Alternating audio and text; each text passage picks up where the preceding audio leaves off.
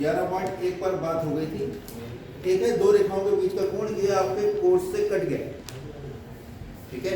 फिर भी मैं आपको बता देता हूँ कि अगर एक रेखा ये है, इसका समीकरण है r बराबर a1 प्लस लैम्डा b1, एक रेखा है r बराबर a2 प्लस लैम्डा b2। कहानी ये है, ये बिंदु a1 से होके जा रही है और b1 के समांतर है, दूसरी रेखा बिंदु a2 से होके जा रही है और b2 के समांतर, ठीक है। जहाँ b1 b2 जो है वो समांतर रेखा के सदिश है। अगर हम ये कहें कि b1 के DC समझते हैं, द्विभुज है,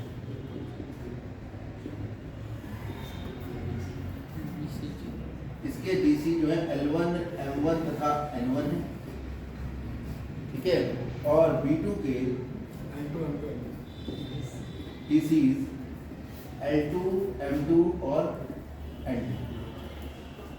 तो दो रेखाओं के बीच अगर मैं इन्हें आगे बढ़ाऊं तो इनके बीच का कोण ये आएगा थीटा, ठीक है। तो दो रेखाओं के मध्य कोण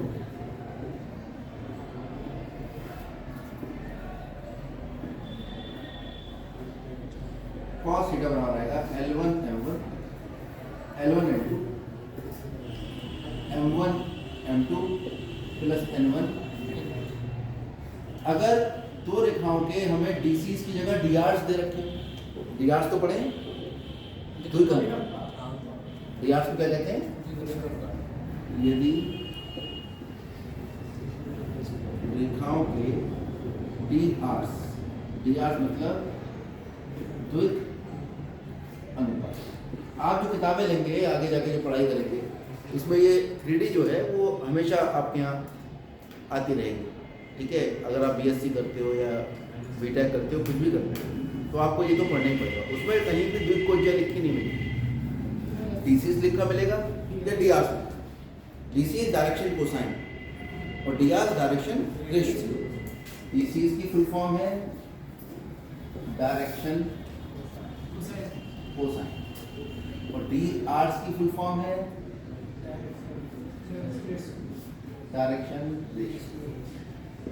हिंदी में आप समझ गए होंगे, इसे कहते हैं द्विभुजीय कोसाइन और इसे कहते हैं अनुपात, ठीक है। तो डायरेक्शन मतलब द्विक।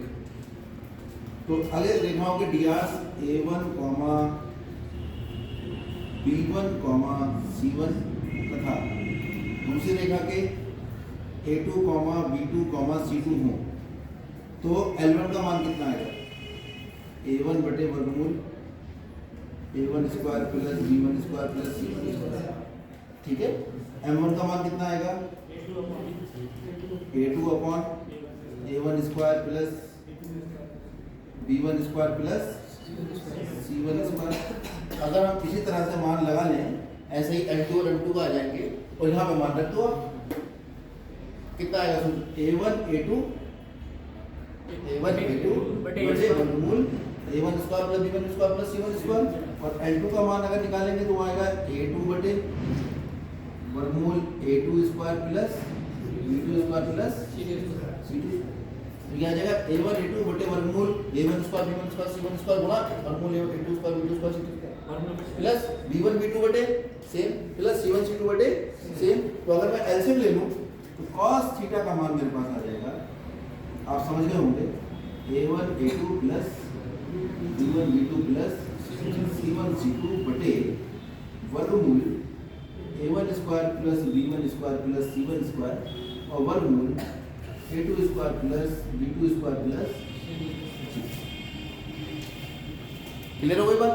ये कोर्स में नहीं है लेकिन कंपटीशन में बहुत आता है। कोर्स में नहीं है लेकिन आप कोई भी, चाहे यूपी का इंजीनियरिंग का एग्जाम भरो चाहे कहीं भी भरो, ये कंपटीशन में क्वेश्चन आ ही जाता है। वो कहता है दो रेखाएं लंब है, ज्ञात करो है या नहीं, या दो रेखाओं का समीकरण दे दिए, कहेगा लंब है समांतर है, क्या है बताओ। अगर रेखाएं लंब है तो थीटा कितना होगा? 90। कॉस 90 0, यानी इसका मान 0, यानी A1 A2 plus B1 B2 plus C1 C2 बराबर 0। या यहाँ लगेंगे L1 L2 plus M1 M2 plus N1 N2 बराबर 0। कब? जब दो रेखाएं लंब। तो यदि दो रेखाएं लंब हैं तो संगत जो डायरेक्शन कोसाइन है रेखाओं के, उनका गुणनफल का योग 0 होगा। और डी आर होंगे द्विक अनुपात, उनका भी शून्य होगा। इससे कोई फर्क नहीं पड़ेगा कि द्विक अनुपात है या द्विक कोज्य है। आपको तो तुरंत जैसे पता लगा दो रेखाएं लंब है तो a1 a2 plus b1 b2 plus c1 c2 बराबर 0 या l1 l2 plus m1 m2 plus n1 n2 बराबर 0 रख देना है। या तो वो ये कहेगा लंब है, k का मान ज्ञात करो, लैम्डा का मान ज्ञात करो। ठीक है, ये पूछ लेगा रेखाएं लंब है या नहीं। और अगर रेखाएं समांतर है तो थीटा बराबर 0। अच्छा, समांतर के लिए तो कुछ करना ही नहीं होता है, समांतर के लिए तो डी आर्स का अनुपात निकाल दो, और डी आर्स का अनुपात अगर बराबर आ रहा है तो रेखाएं समांतर होंगी, यानी a1 a2 बराबर b1 बटे b2 बराबर c1 बटे c2। ये आपने कहाँ पढ़ा था? ये कक्षा 10 में पढ़ा था। कक्षा 10 में आपने पढ़ा। ठीक है, कि रेखाएं समांतर हो तो ये तीनों आपस में बराबर होते हैं। ये नहीं पढ़ा था, दो बराबर होते, तीसरा बराबर नहीं होता था, लेकिन यहाँ पे तीनों बराबर होंगे, याद, क्योंकि वहाँ पे वो गुणांक होते थे, यहाँ पर ये द्विक अनुपात है। चलिए, ये कोर्स के बाहर की बात थी, लेकिन हमने आपको बता दी। अब हम सवालों में बात करें। ये इसने दे भी दिया है पेज 486 पर, आप इसको देख सकते हो।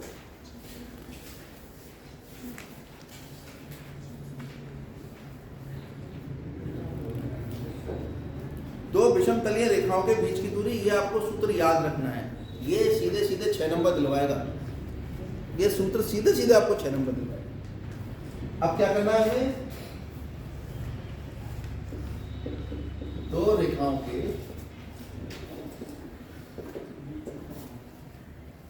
मध्य दूरी क्या है? अच्छा, रेखाएं एक ही तल में होंगी या अलग अलग तलों में होंगी? अगर रेखाएं एक ही तल में है और दो रेखाओं के मध्य दूरी आपको ज्ञात करनी है। रेखाएं एक ही तल में है और दो रेखाओं के मध्य दूरी आपको ज्ञात। समझो हमारी बात, हम क्या कहना चाह रहे हैं। अगर एक ही तल में है और समांतर नहीं है तो क्या दूरी निकाल सकते हो? दो रेखाएं एक ही तल में है, हर बिंदु दूरी अलग अलग है, सुन लो, समांतर नहीं है तो क्या इनके बीच की दूरी निकल सकती है? वही से बड़ा होगा, इससे बड़ा होगा, दोनों काट लेंगे, दूरी 0 हो गई। क्योंकि कि दो रेखाओं के मध्य दूरी जो होती है वो मिनिमम होती है। दो रेखाओं के मध्य तो पता नहीं कितनी दूरी हो जाएगी भाई। आप इन दोनों बिंदुओं के बीच की टेढ़ा हो गया, सीधा है।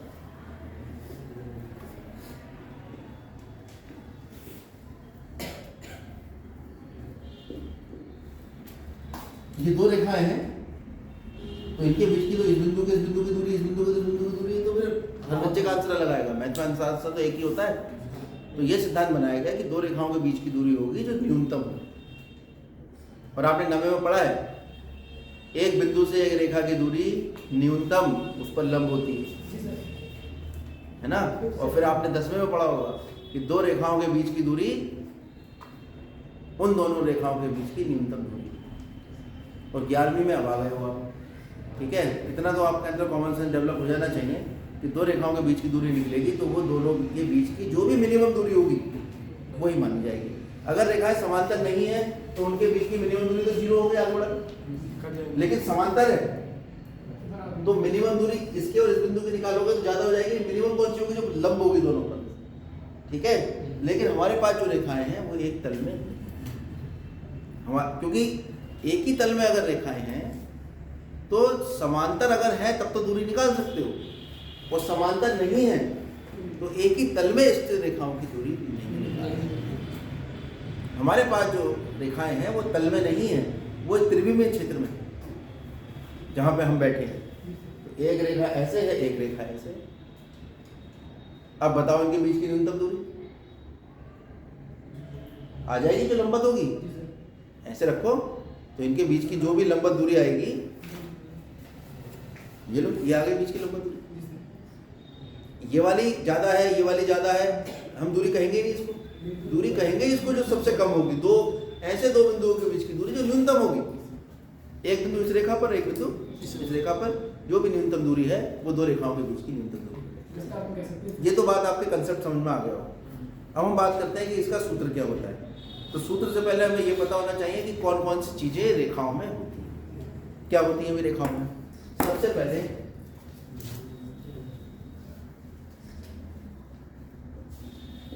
दो रेखाएं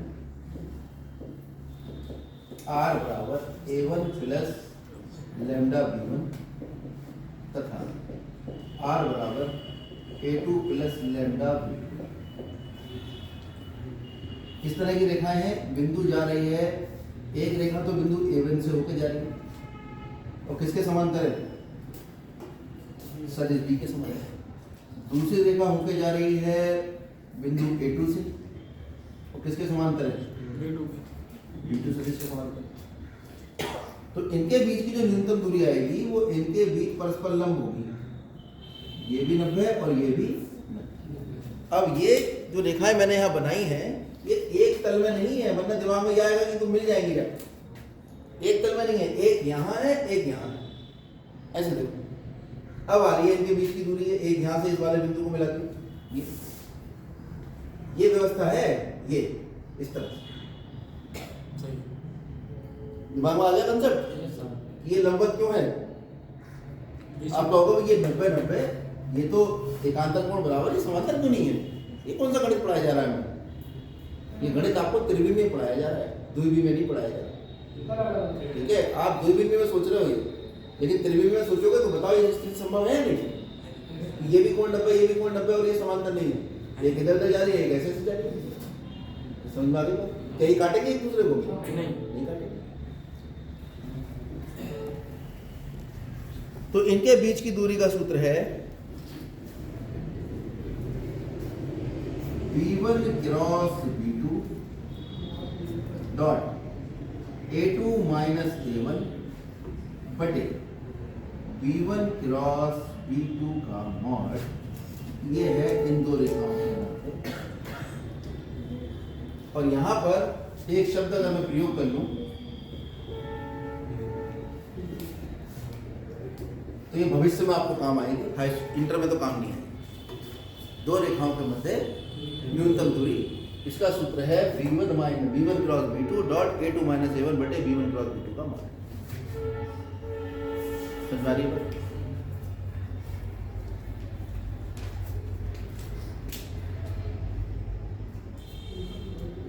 क्लियर हो गया? और इसका भी मॉड, इसका भी मॉड निकालने में फायदा नहीं है, ये तो खुद ही अदिश राशि निकल के आएगी, ये तो खुद ही अदिश राशि आएगी। चलो अब ये सिद्ध करते हैं कि ये दूरी ही है। क्या सिद्ध कर रहे हैं? दूरी है। दूरी। मतलब हमें कैसे विश्वास हो ये फार्मूला जो है कहां से आया? इसके पिताजी कौन है? ठीक है, देखते हैं। ये है B2 और ये है B1। हमने पढ़ा है कि अगर हमारे पास दो वेक्टर होते हैं, एक वेक्टर A एक वेक्टर B, और हम इन वेक्टर का जब क्रॉस निकालते हैं तो ये वेक्टर दोनों के लंबवत